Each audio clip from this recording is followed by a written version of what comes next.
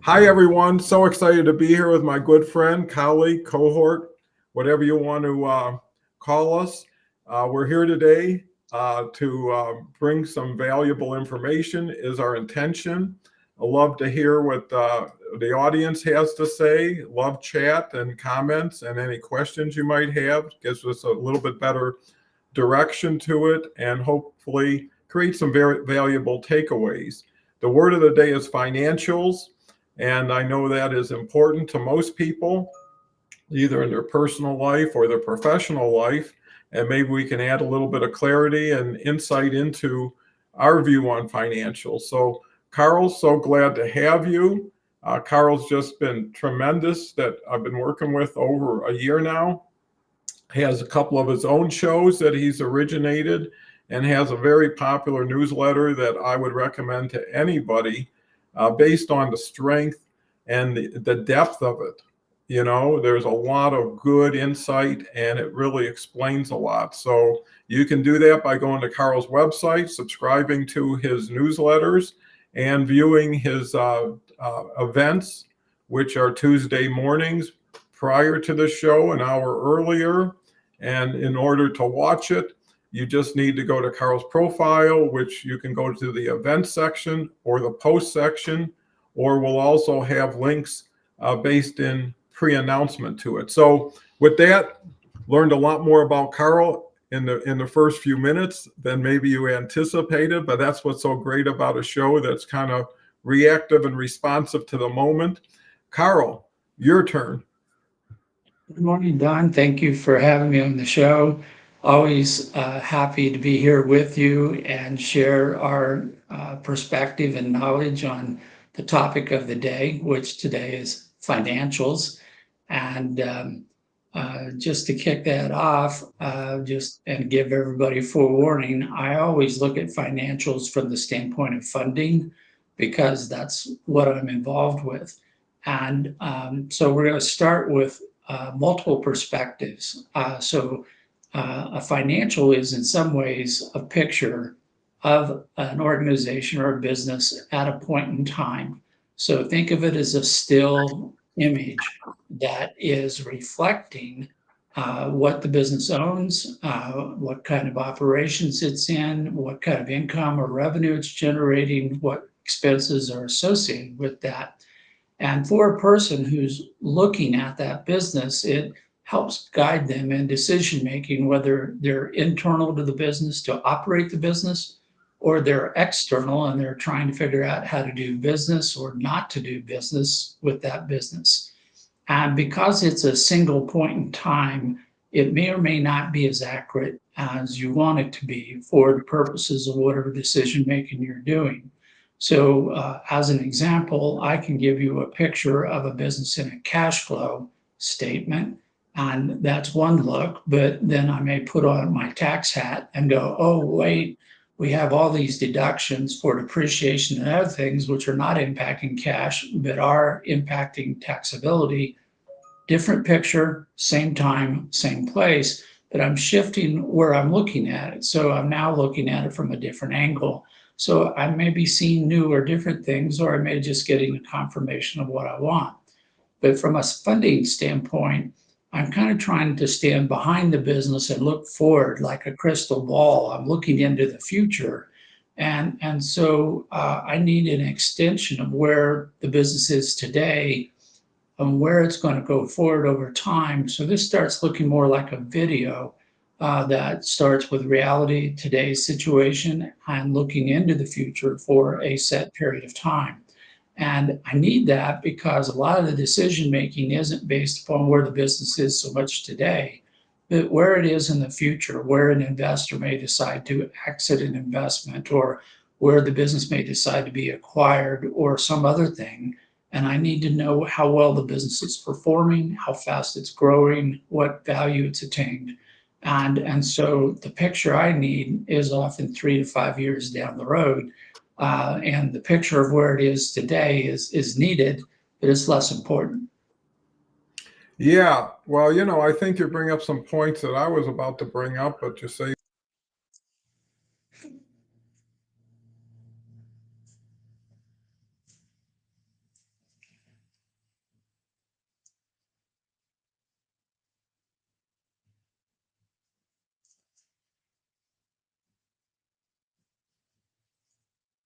So Don's image appears to have frozen up after me making such an astounding opening statement. So I will talk for a while until Don comes back or he tells me that I'm not the one being listened to.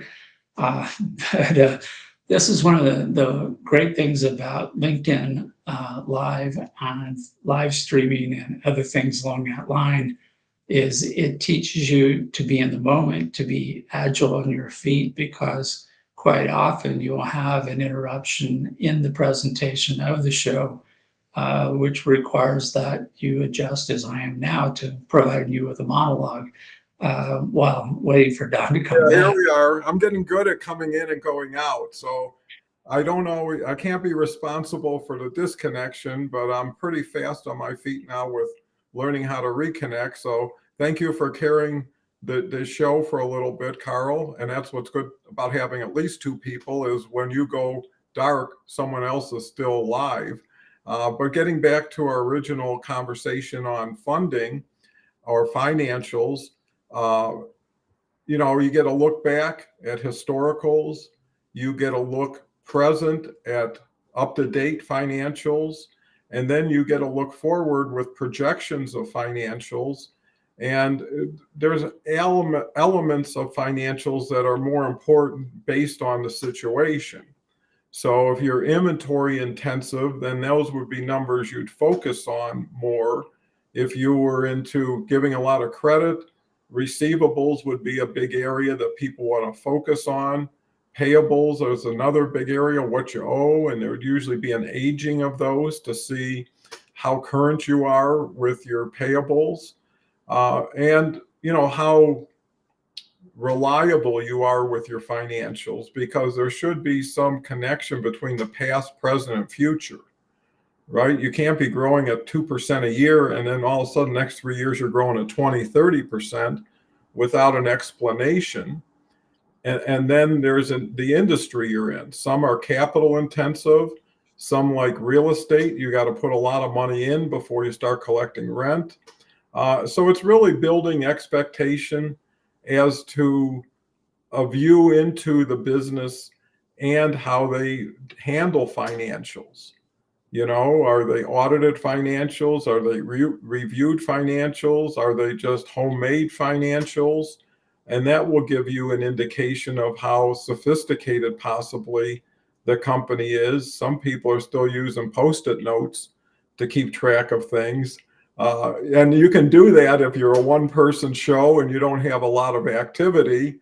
There can be a lot of time spent and wasted on just preparing financials when there isn't really any need, or when you go overboard because it becomes a distraction. If someone's just interested in one thing and you spend most of your time on everything, it's really being pertinent. And I think that's what's important is who are you preparing these for? If you're preparing those for yourself, it's really not that important. I mean, it is, but it's just you and you. When you bring another person into it, now you're dealing with exposure, responsibility, possibly liability, accountability, all these things. And it should, that whole saying, talk the talk and walk the walk, is important. So when did you come into familiarity with financials, Karl? Well, I think the first time I opened a passbook savings account as a child, I was making deposits into the account under the instruction of my parents with no clear understanding of why I was doing it. But every time you made a deposit at the bank, then you would hand your passbook to the clerk. The clerk would note the entry of the savings amount, which would increase the net amount in your passbook savings account. And you would go home with some understanding that somehow what you were doing was a pattern of conduct that had a result that would increase the dollar amount that was in the account. But since I had no authority to spend the account, I hadn't associated the increase in dollar amount with that. Then you graduate to a checkbook when you get older and you do have the authority to spend the money. But the first time you set up a business, and now you're needing to report to everybody that's involved in the business whether it's making payroll to your employees, whether you're filing taxes so the government can assess you a burden of some kind for your good work, or something else. It just grows and grows. And then, as you mentioned, as you get into taking other people's money as investments, you have a fiduciary obligation. You have the highest legal obligation to look out for and make that investment work for everybody's benefit. And now you have an additional reporting requirement where you should share your information as often as possible with these people. And I recommend a monthly report to all of my investors saying, hey, here's what's going on. Here's what's not happening, just kind of giving you an update. And, are we making progress towards our original goal? Do we think we're still on track to hit our target for your exit as an investor? What's going on? So you have different stories to tell with the same set of financials based upon what the person's interest is in those financials. If I'm going out to a banker, they're unfortunately going to look primarily in the rearview mirror. They're going to see where I've been. They're going to say, based on your past history, we don't think that you're currently a candidate for a loan.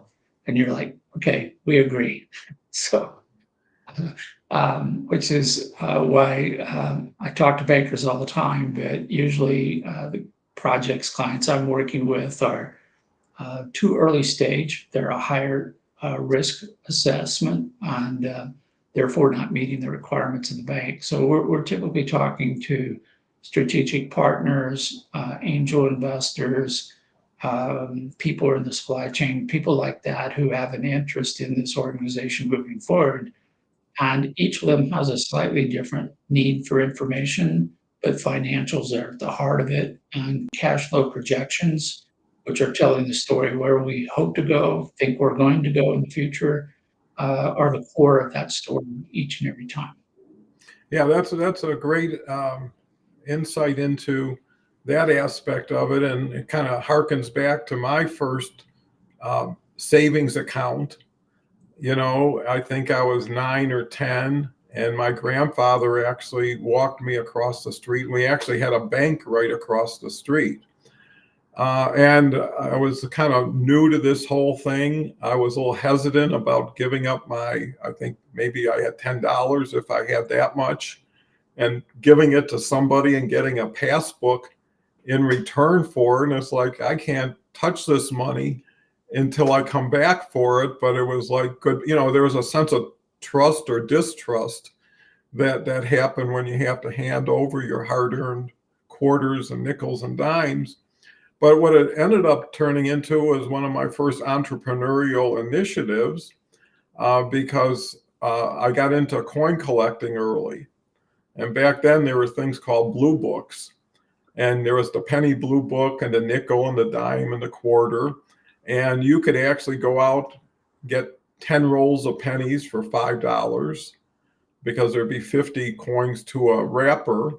And you can go through the rolls, pick out the good pennies and put them in the book. And you could get your book halfway filled with all the common dates really early. And then the tough ones like the 1909 SVDB or the 14D or the 31S, I still remember, because I always saw the holes that I could never fill, because those were rare and they were usually expensive.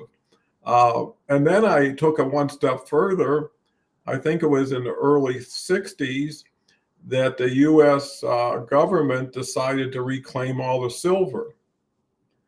And they figured out they were putting more silver into dimes and quarters than 10 cents. So they changed to more copper or some blend of coins. But it turned out that anytime you got a 63 or earlier dime or quarter, you could sell for the silver content. And actually, most people may not know this because they might not experience, you could actually send them, or your silver certificates were available too, which were dollar bills or, that had silver certificate. You could send those in and they would actually give you silver.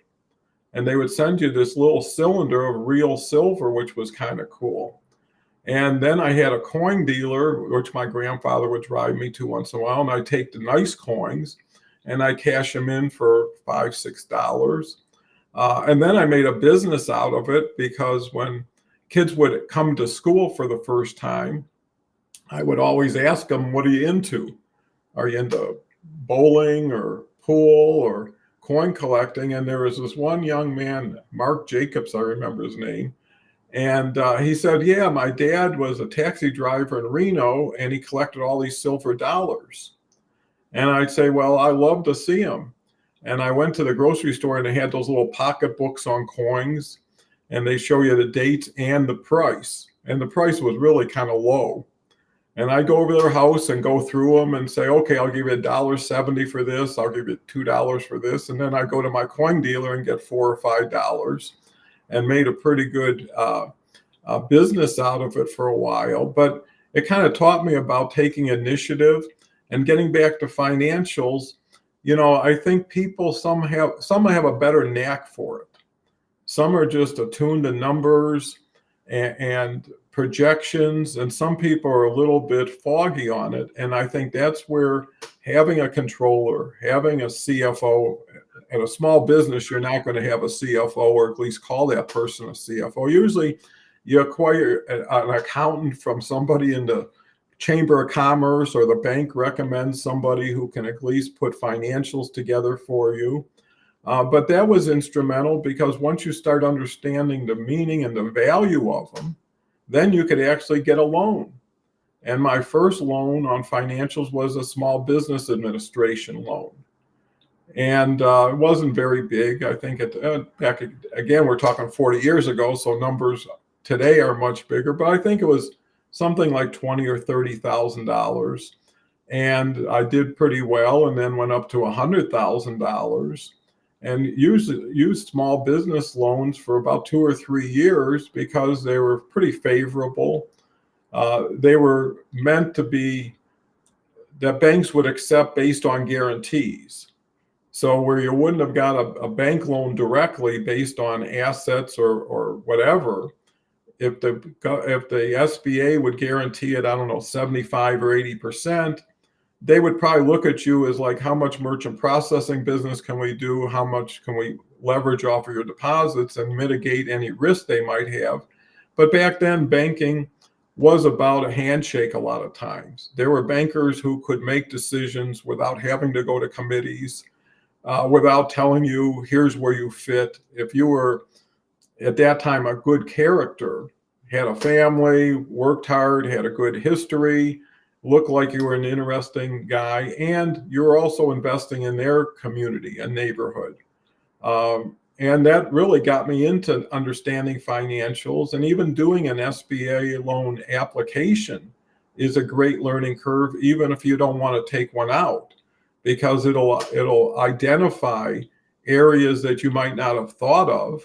And if that's a requirement, then it's probably a pretty good requirement for other things that may relate to it. So I think there's a lot, and today there's even more tools to learn, more experiences to build on, whether it's YouTube, whether it's Google. And there's a lot of people on LinkedIn like ourselves who are capable of helping you with financials, at least understanding where they fit, what you need to focus on. And I think that's the best thing about doing financials, is it gives you a visual picture of where you are and what you're doing to get there. Because some people just figure, I spend money and I make money, until they actually drill into their expenses and say, why are we spending so much on this? Or why are we spending 20% of our budget on marketing? And what is it doing? And then it talks about margin. And you can make money by selling less at a higher margin, or by selling a lot more at lower margin. And sometimes you find out that you're never going to make money, because you never get ahead of your expenses, because you spend more, now you got to make more, and it just keeps spiraling in the wrong direction. And again, that's where a financial experienced person can help you. And that's really at the beginning level. As you grow and all of a sudden you have a legitimate business that's generating at least revenue. If you're lucky, maybe you get to cash flow positive. And if you're really lucky, you get to profitability. And a lot of people want to see your growth, where you started, what you did, where it took you, where you are. Are you in a great position to lift off? Or is it going to be same old, just with bigger numbers? So, Karl, what can you add to that? Everything you're saying is so on target because as an entrepreneur, anyone who's a leader of an organization, they really need to know and understand their financials. And I'm going to again refer to this though from multiple perspectives. Where you are today is in some ways almost irrelevant to where you are tomorrow. So we're always talking about the term profitability or surplus if you're looking at this from a nonprofit standpoint. And we use the term economic sustainability to refer to the fact that you expect to make more money than it cost you to get to where you're at and to continue that going into the future. If you do not have a margin that is more money coming in than what you spent, you won't be here tomorrow. And that some people are quite happy. They will jump on eBay, buy something like you were doing, Don, where you buy it at one price, mark it up, and sell it. And it isn't really a business, it's a series of transactions. And the fact that you made enough money, you may decide you want to do it again, or you may decide to do something else. But if you're in it for the long haul, if you're doing this because this is what you want to do for your life, this is your mission, this is the lifestyle you want to have, then you have to keep an eye on the horizon to make sure that tomorrow you also have an extra amount of money left over day after day. You have to allow for certain days when you may not make back all the expenses you had. So over time, they have to balance out and average to something that's in the positive. And so it's very important to have this being in sync, understanding, knowing it. I know a lot of times people go, well, where are your books and records? I said, I can tell you exactly where I'm at. I don't need to look at the books to give you that to you, but they're going, well, it would be better for us if you would put it down in black and white so we can see what's in your head. And it's so important. Now, I'm going to make two other observations, and one is that um, the fact you're profitable is not your goal. It's a consequence of making your customers happy and having them pay more for the product or service than what it cost you. And sometimes people get their goals all mixed up and they're going, well, we have to be profitable, profitable, profitable. And they lose sight of their customer, they lose sight of how they're making their money, and they get tied up in things that lead to bad decision making. The other thing is you have to be very careful that your financials accurately depict where you're at and what you're doing. We've all, as entrepreneurs at one time or another, said, hey, look, I'm making good money from an income tax standpoint, but actually my cash flow is not keeping up with my expenses. And so suddenly I have bills to pay with no cash to pay them, even though my books and records say I'm highly profitable. So I always focus on cash flow as my key financial. I'll look at the taxes later. I'll deal with them later in that respect.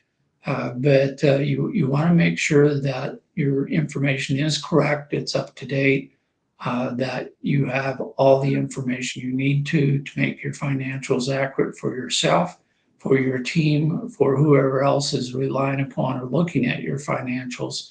So you're presenting a true picture of your health from a financial standpoint. Yeah, I love listening to Karl because of his experience and background in this. And, financials are simple if you want them to be, and they can be pretty complicated if you allow them to be. And then there's definitions, right? Like depreciation and amortization. And can be a very fuzzy thing. And especially with technology. I mean, it used to be if you bought a ladder, you could say, well, in 5 years, I'll have to replace it, and maybe you could depreciate it 20% a year. But when you start talking about software or intellectual property, that gets really sketchy, because you might create some proprietary software that has huge value, but it's not tangible value. It's not liquid value. And I think a separation has to be placed on what's liquid, what's not. Goodwill is not liquid. A lot of depreciation is questionable. And at the same time, things like cash in the bank is the best asset you can have. Inventory, quality receivables, probably quality receivables. If the government owes you money, you may not get paid on time, but you'll get paid. So you could, and that's where factoring could come in. Let's say if General Motors gave you a purchase order for $1 million, and you were able to deliver the product, and now you're waiting 30 or 60 days for your money, that's an opportunity where you can give up a percentage and get your money right now based on the value of the receivable. And also, there's a lot of situations where things are bought on consignment, which isn't your inventory, but it also is a payable that you're responsible for if you don't pay it. And terms are important, because if you owe a lot, but you have a lot of time to pay it, and your cash flow will allow it, then you can leverage a lot better. So a lot of it's interpretation, and most times, you don't want to build an asset that isn't there, because at a certain point, you got to confront it. If you keep carrying something, and inventory is a good case, there's always obsolescence, and there's always some damage. So if you bought something from 10 years ago when it was new, and since then there's been 5 new editions of it, that has to be taken into consideration. And that's really end of year stuff when you start writing stuff off. No, it's true. The point you're making, Don, is you have to be careful, again, in understanding your numbers, your financials, because you may get a false sense of comfort that they're accurate and up to date. So taking the latter that you just mentioned, you're thinking, when you bought it, I have to pay up front, and that's cash out of pocket. But the federal government says, no, you need to allocate the use of that ladder over the life of the ladder. And this is called depreciation. And it impacts how you record this for tax purposes. But it may turn out that ladder only lasted 3 years. Or it might last 20 years. I know some ladders I've got that are at least 20 years old, and they're working just fine, because I don't use them in an intense fashion, and they were pretty good quality when I bought them. But we're getting into time value of money questions as we're now extending into putting money to work. So Don makes the comment that the best asset to have on hand is cash. And I, on the other hand, like my cash to be working for me. So if it's sitting in the bank and I'm either drawing no interest or a very low interest rate on that, I'm asking myself, would it be better in inventory where I might make a higher margin on my money? Would it be better in a ladder, in some kind of infrastructure or tool in my toolbox that allows me to perform services better? So these are all questions that you can get into, but you need to know your financials need to be as accurate as possible before you can start getting into this what if scenario with your financials to say, what can I do better here? Can I reduce my inventory? Can I shorten the cycle when I hold inventory? Can I get my supplier to hold the inventory for me? All these different things come up as opportunities once you understand, the different things you have control over, and that gets back to understanding your financials. Yeah, absolutely. And, it brings to mind adjustments that you have to continually make. And usually it's at the end of the year. Damaged goods that, obsolescence. I mean, if you're in the produce business, you're not going to wait 5 years on a peach you bought last week. Within a week, that peach is either going to be sold or going to be disposed of. And, at the end of the year, you can write off shrinkage, because everybody, if you're in retail or you have physical products, there is going to be some losses. Some of it is internal, some of it's external. Some of it could be just factories didn't send you enough stuff and you paid the bill anyways, expecting to have 100 and you only ended up with 96. So although you're only making the adjustment on financials, or usually you make them when they happen. So if all of a sudden someone's never going to pay you, or they went bankrupt and they owed you 10 grand, you're never going to see that money today, tomorrow, or at the end of the year. And you don't want to take huge write-offs all of a sudden if you knew they were taking place over time. So you can almost, at least for yourself, and I would urge everybody, at least be honest with yourself first. Don't sell yourself on something that isn't there, and then you start selling everybody else on something. Versus being a little bit more, I'd say conservative is always a better word when you're looking at financials, because if there is going to be a surprise, people would like to see it on the upside, that you wrote off a payable and somehow the person paid you. Well, that you can enter that back into the equation as a profit, as related to a loss. And you have a team. So it's the internal team that has to know what's going on, right? If you got a marketing team, they got to know what's coming in as far as inventory or sales products, what was sold, what wasn't, what to continue to sell and what to continue to replace. So it's not just at the end of the year, unless you have a very, very simple business that people invest in. It's there for a year and nothing's changed very much. That's not very typical. And it's also about cost of goods. It's a cost of operations, and there's businesses that can be profitable and very poor on cash flow.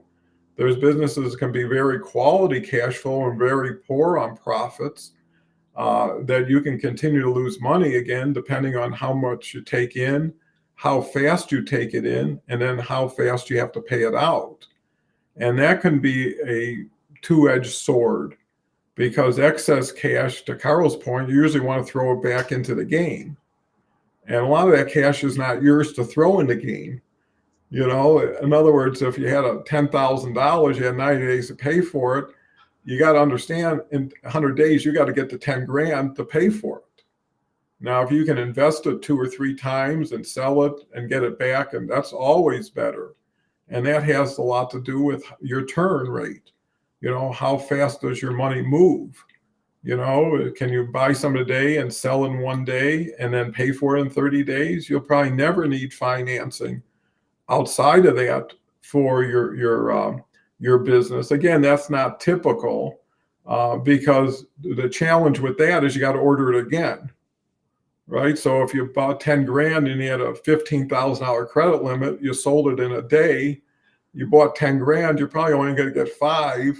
And then before you get any more, it's like, well, pay down the bill or give us a reason to raise your credit limit. And businesses want to get in there with you, so they want to add fuel to the fire if they're a supplier of yours, to say, hey, if you're doing more, let's get you more. And as long as you have a quality payment history, and usually you need about 3 quality references. So if you're starting out with a new company, service or product provider, they want to know who you're doing business with, what their credit limits are. And credit managers are one of the few people that really cooperate and support each other. You won't get a sales team from one company talking to another sales team about your business, but you will have the credit manager who has an obligation to call up to other credit people and say, by the way, this company is 60 days behind. Did you know that? And you think that's not loyal, but they all look out for each other that way. And I think that's important, as your reputation is, because some people try to squeeze and then squeeze some more. And that's really not a sign of goodwill. Like, give me this. And when you give me this, well, give me some more time and and let me discount this and let me do that. You become a pain. and credit managers are always at the other side of sales managers. Sales managers want to write up as many orders as they can, get as much out the door. Warehouse people want to get it on a truck. Credit people could care less. They're graded by how much credit they gave, how much credit they collected. And there is some middle ground. I mean, towards Christmas, people open up their wallet a little bit more and say, hey, we want to stock you to the gills. So we have that. But at the end of the day, it is all about relationship building and trust building, and there's people who will do business with you on a handshake. And then most of the bigger things I've done were based on that, because most people don't want to get into litigation. It's very expensive, it's very adversarial, and it's very uncertain sometimes, and it takes forever. So if they have a feeling that they know you well enough, and definitely they're going to put things in writing, and they're going to have documentation, because if things go south, they're going to have something to show that here's why I did what I did. And anybody else in my position would probably see the same thing. Again, you don't want to get too detailed, but you don't want to get too vague. You want to modify whatever you're doing to who it is you're doing it with. Some people have higher requirements, bigger demands. Like Karl mentioned, reporting becomes an issue at a certain point. You don't want to keep people in the dark for too long, but you don't want to have them be there every day in your business looking at everything you do, because they don't have the time and they shouldn't have to. So when you're looking at people's financials, what is the biggest red flags you usually see? There's the biggest red flag is typically a lack of profitable margin. And it's not that it's unexpected. In a brand new business, a startup business, you're almost guaranteed that you're going to start in the hole. You're going to have more expenses than revenue as you launch that particular business. But over time, and this becomes a pattern of conduct where you can never quite get out of the hole, or as Don, as you're describing it, you're playing too close to the edge, where you're going, well, I made a 1% margin last year, but I think I can grow 10% more next year, but I'll still only have a 1% margin. And you're watching people in your mind who are being maybe a little too much risk taker, too much hopeful thinking. And this is often, there, but I think that even going deeper, though, when you talked about people doing business with a handshake, they won't do that unless they think you know what you're doing. And so if somebody asks me about funding, 2 or 3 sentences, they're pretty clear. This is what I do. I can talk for days. I can go deep on any particular topic on funding. And so we can have a conversation, and they're going to say, yeah, I believe, I trust what I'm hearing from Karl. If I go to a young business owner and I ask them a question, and I'm working on a number of startups right now where we're putting together a first offering for the business, and I ask a question like, what's your margin going to be? Just what's your projected margin? They're going, we don't know. I'm at that point, I'm almost like in fear, for this business, because they don't understand it well enough that they can make accurate projections. They don't understand it well enough to know how much money they need to raise. They may not be aware of the 20 different things that could change their cost of their materials or supplies that come into them. And all these things are potential risks to the ongoing success of the business. So it's in when I look at the financials, I'm really looking to see how well they're put together. I'm looking for the degree of accuracy that's in them, and more so than the actual numbers. Because if they're a startup, they don't really have a history. If they're growing fast, it doesn't matter what they did yesterday. Tomorrow's going to be so much different that yesterday isn't a good indicator of tomorrow. But a well created, well crafted, more accurate set of books that I think portrays the business not only as it is, but how it may be in the future. Is there the makings of a business that will go and grow? That's what I'm looking for. So it's just a sense of, are your books in order? and do they accurately portray it? And then I'll, of course, ask the leadership of the business if they even understand what I'm looking at. Because if they're prepared by a bookkeeper or accountant, the books may be accurate, but the business leaders may really not understand what's going on in their own business. Yeah, great points again.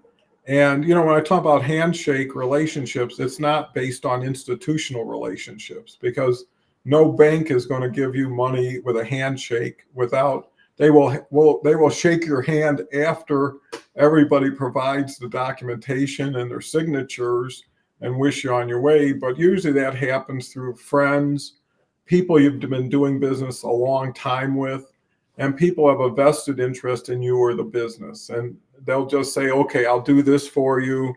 And in this respect, I expect something in return. Kelly is here today. Always great to see Kelly. This show was founded with Kelly and by Kelly and for Kelly. And she has always come through. So I can't thank Kelly enough. And she comes back with, it is shocking how many businesses seemingly make up numbers and call them projections. You're so right. And they're so wrong, because they absolutely hurt themselves. Everybody has a story, and sophisticated people have heard that story over and over again by same type businesses. So it's not a surprise. It's a surprise when you don't know anything, just open your doors and all of a sudden you're making all kinds of money. The other thing that's important with financials is being aware of them. That you probably never have numbers at your fingertips, but you should have numbers available to you within a short period of time. It could be minutes. It might be a day or two if you have to go around the office and say, hey, by the way, let me have numbers in this. But if you don't have a clue and you don't even know what the definition of a receivable is or a payable, then you're in trouble. Because then your numbers don't mean nothing, because you really don't mean nothing at that point. And nobody wants to be the school that you learn from. And a lot of it has to do with experience. If you've been in the same industry, doing the same thing for 10 or 12 years, people expect that you know the fundamentals or the basics. And you also have to know that you have limitations. And in time, you're going to fill those, but understanding those is, you might just get by with a controller or somebody who knows accounting, and that's all you need when you're in the early stages of your business. But when things get a little more sophisticated, you need a higher level of person. And I would say that the biggest mistake I see a lot of people make is not investing in their financial person in their business. They try to get by with the bookkeeper who started with them, and maybe they get a little bit better, but they have to bring in more experienced, sophisticated people who can help you put together the financials. It can actually come back and say, listen, I looked at the numbers you're providing. I don't think they're going to mesh properly. And I definitely wouldn't present this to somebody. And that's, I think, is important, is, everything changes. It's a very dynamic businesses, or it should be. And again, it's people will know how well you did, because if let's say you're in a manufacturing business, people will usually know the industry margins, right? They usually compare that to say, okay, if you're a retailer selling this, let's say you're a hardware store, they make between 25 and 30% gross. They usually have 18-20% expenses, and maybe they net 10%. If you're in the same business and you're coming up with 50% margins and making all kinds of money, it just, again, unless you have a secret sauce that you can say, well, we manufacture ourselves, or we have an into China and we can get things, and that's great. Don't be ashamed of good numbers, but be prepared to account for them. And in some ways, I'd rather under promise and over deliver than over promise and under deliver. And then you're sitting there, what happened? Why did it happen? And you're making excuses. And, with financials, you can run, but you can't hide, and eventually they will catch up to you, especially if there's a negative event that takes place. And that usually will, if you're either misdirected and misguided based on assuming something, and even with the best of intentions, not knowing any better, that's still not going to satisfy people who say, I was using these numbers. And that's another thing, is everybody you deal with deals with somebody else usually. And I know dealing with credit managers, they had a boss. And the boss would always, just like anything else, well, find out how come they're slow, or find out how come they couldn't make their payment. And they're on your side. They're kind of in the middle, they're primarily working for the company that's paying them, but they want to be an advocate for you if they can. They want the best for their customers. And if you say, I'm sending a check today, that'll be the last time they talk to you if that check doesn't show up, because they'll be telling their supervisor, well, I talked to ABC company, the check's in the mail, and a week or two later it doesn't hit. What happened? And they put themselves in the middle, and they'll say, hey, I can't do that anymore. And people can find themselves going from credit to cash on delivery, which was COD. And the worst situation is CIA, which is cash in advance. And then you're putting money out before you even get what you need to sell it. And that's going to be a real hit on cash flow. So don't get on a slippery slope. Honesty is always the best policy when it comes to numbers. If you want to get extravagant, do it in your marketing, do it in your communications, if you want to become bigger than life, but not in your financials, because and even then you got to be careful, because that may be misinterpreted. And today, everybody is looking for someone else to take responsibility. A lot of times there isn't shared responsibility when there should be. And everybody go back to documentation. What did the purchase order say? What were the terms? What were the discounts? When was the delivery? And it's just being more comprehensively thoughtful. And the other thing is, don't just use numbers and paper to go back and forth. Have conversations. If you've got an important client or service provider, hey, let's go over what just happened with our last purchase order, with your last delivery, and how much was damaged, how late was it? And at that point, you can get some consideration. Sometimes they'll ship you the wrong product, and it's in their best interest to have you keep it, right? So it's like, okay, we don't want it back. It's going to be freight.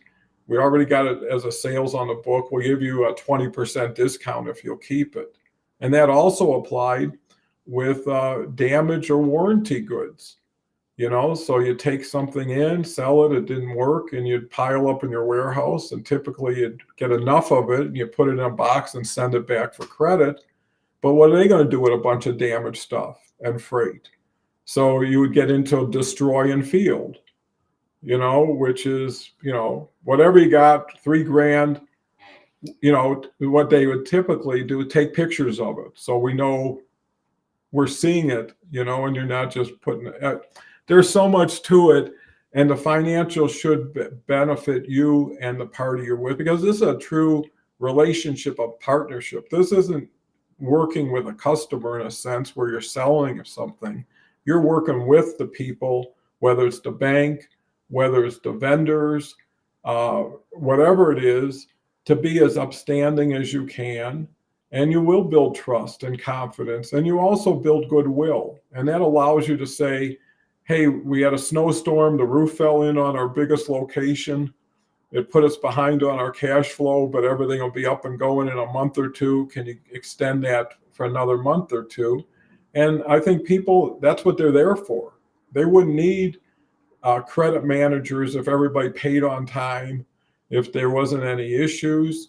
But you also have to walk in everybody else's shoes. And a lot of times they'll make you understand, hey, it isn't me, that's the policy, and that's what we need to go by. And please understand my position. If I could, I would. I do as much as I can, but I can't go beyond that, or I put myself in jeopardy, and the next person will be just like me.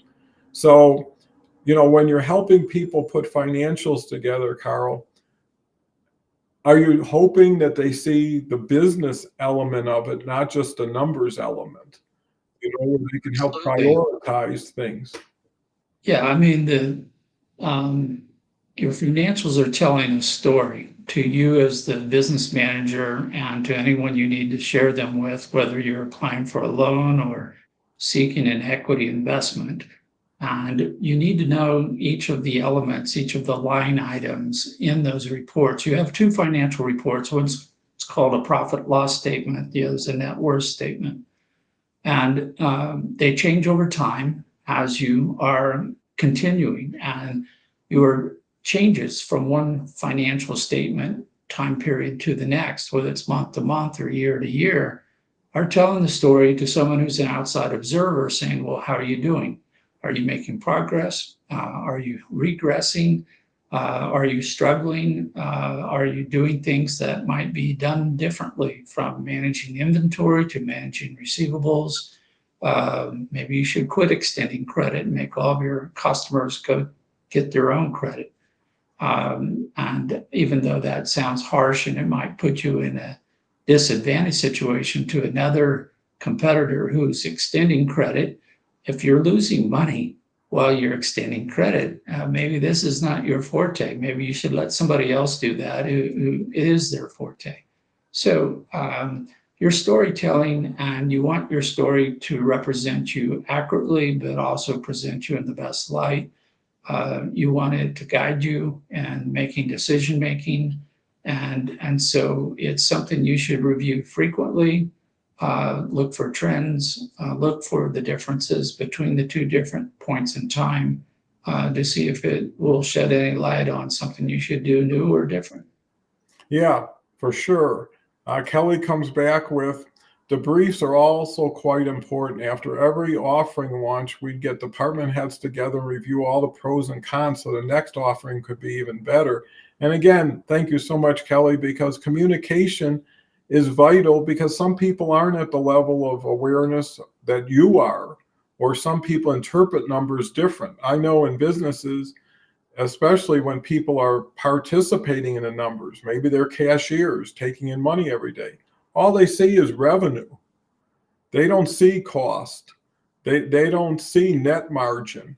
And they think, well, we're making a fortune. We're doing so much business. The store is always filled. We're just sending money to the bank all the time.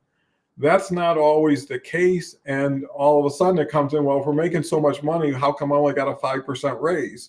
Or how come you're not investing more in more people or in better displays? Well, again, depends on the margins. If you're working on low margins, some people are working on 5-6 points. They might be working against big numbers, but how much do you have to do to get that 5 points? And if you lost a product, you're going to lose 100% of the cost.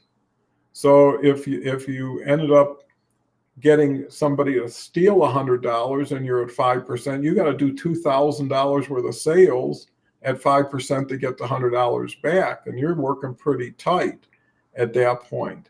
The other thing I'd like to bring up is a lot of people don't break out their numbers for themselves enough.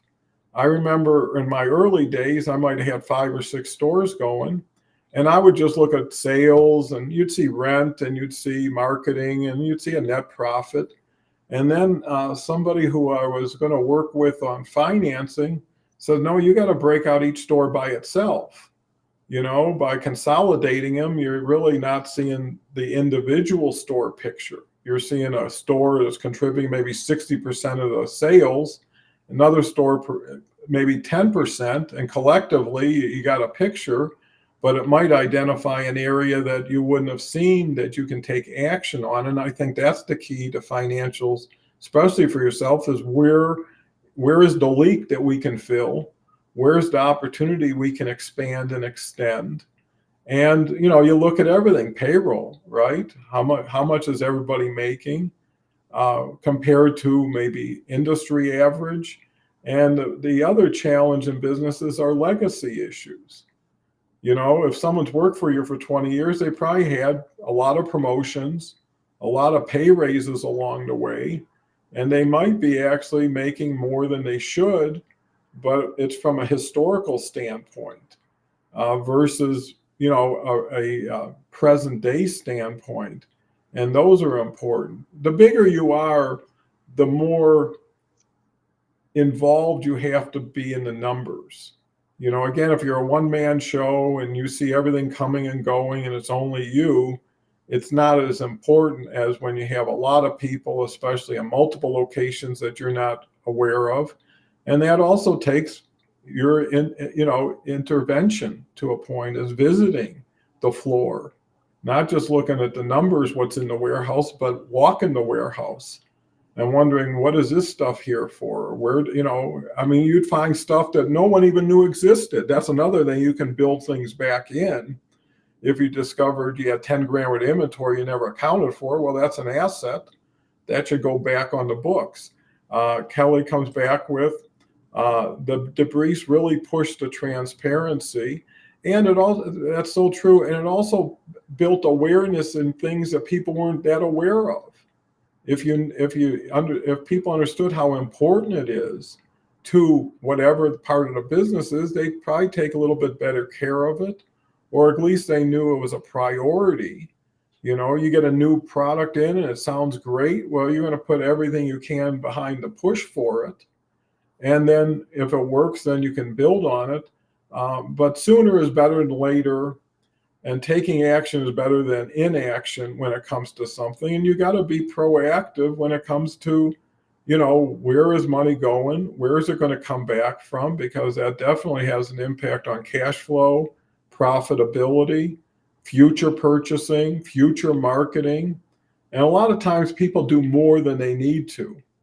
They'll do enough and then they'll do more, which could impact. Well, we run 2 ads a week. Now we're going to go to 4. And that extra 2 ads cost you the same as the first 2, but they don't return the same. It's the whole marginal return on investment.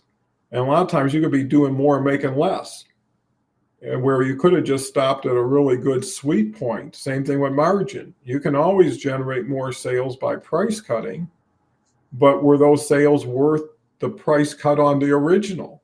So if you're making 30% on the first million, 20% on the second million, and now you got a blended rate of 25%, and now you're netting 3% when you were netting 8% without the overhead and without the struggle.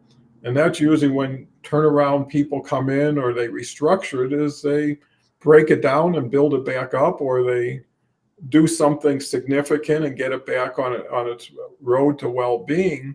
And again, that's why, they say cheap help is the most expensive thing people in business can have, and sometimes that's true, sometimes it's not. But I've always found when it came to finance and financials, you're better off with people who have more than you need, as opposed to just enough or not enough, because they're not going to get that much better. And they can have a definite impact. And the other thing about financial people, they're usually pretty well connected who are very successful. So they know banks, they know how to deal with situations you may not know how to as well. They may be able to connect you with something. And a lot of people can be just what you want is brutally honest. You got to take this and get rid of that. That doesn't apply. You've been depreciating it for way too long, or it doesn't have the value, or whatever the case. Again, it factors into things that I think Karl's right. Your profit and loss statement, your balance sheet, all of that is very important, again, from different interests. But it is something you want to feel good about. You wouldn't say, I don't know how much money I got in the bank, right? Usually in your personal bank account, within a few dollars, because if you've been checking it week in, week out, you don't think, well, maybe I got 100 grand, maybe I got $500. You pretty much know, especially if you're working on a budget or you're trying to stay within your means, that we only have so much to spend this month. And once you start spending too much, maybe the second half of the month, you start lightening up on it. And the same thing in business, because you also have to figure that whoever you're depending on for capital may not be there, and it may not have anything to do with you. I got involved with people who invested, and they decide they're not investing in the same thing they were anymore, or they decide they want to leave early, and then you have to have some sort of contingency plan or the ability to satisfy them, maybe not. But don't put all your eggs in one basket. Don't depend on something you thought was dependable, and one day you kind of find yourself upside down. Again, another reason to get a financial professional like Karl, and to get that consultation. And I think Karl would appreciate someone coming in with quality numbers, quality reports, because that's either he needs to put his mind reader on or his prognosticator cap on. And that's too much to ask from somebody. If you make it easy on somebody else, you're usually making it easy on yourself. With that said, we covered an hour of financials. I guess it just shows the depth of our experience. And most of this experience has usually come from not the positive surprises. You'll learn more by falling down and getting bruised than you do just by success. So take everything as a learning experience. Karl, last words for today? Yeah, last words are, as much as it's important for you to have accurate financials and know and understand them, keep in mind that financials don't necessarily tell an accurate or complete picture. I'll throw out a quick example. I worked with a casino that was showing increasing revenues and slightly increasing margins year over year. But when we dove down into their brand recognition, when we drove down to their customer base, we found out that their customer base was aging out, that fewer customers were spending more money, which was driving up the profits.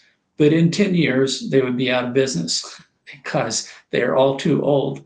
And so you need to know what's going on in your marketplace. You need to have other information. Your financials are one way to look at your business, but there are other ways that also need to be considered if you're going to have a true picture of where your business is and where it's going.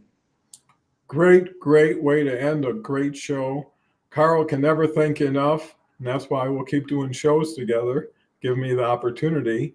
I want to thank Kelly and the rest of the audience. I actually saw we had a decent group of people watching, and I appreciate that without commenting, but it might be because people were so enthralled and deep into what we're saying, they didn't want to interrupt and lose their train of thought. And that's my read. So thank you all. Come back tomorrow. Beverly Glazer will be here, and Kelly will be here on Thursday with